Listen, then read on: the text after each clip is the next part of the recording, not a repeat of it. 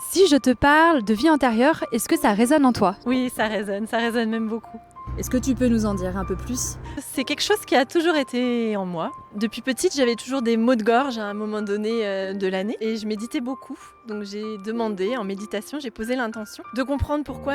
Et en fait, en méditation, j'ai exploré ma première vie antérieure. J'ai été explorer plein de moments de vie jusqu'au moment de comprendre la mort de cette personne-là. La personne que mon âme avait été avait décidé de mettre fin à ses jours en se pendant. J'ai compris ce qui s'était passé et surtout que finalement ça ne m'appartenait pas. Et j'ai plus jamais eu ces maux de gorge. Et ça, c'était il y a combien de temps à peu près? Presque 10 ans maintenant. Est-ce que tu as eu d'autres visions de tes autres vies antérieures? Oui, j'en ai vu pas mal.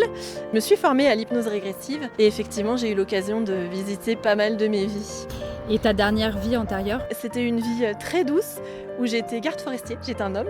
J'ai habité beaucoup en ville et j'y étais pas forcément toujours très épanouie. En voyant cette vie-là, ça m'a permis de reconnecter à ça et de comprendre en fait que mon essence, elle était aussi là et dans cette connexion à la nature. Donc pour toi, il est judicieux, il est intéressant de connaître ses vies antérieures pour mieux se comprendre, pour se sentir mieux dans cette vie actuelle?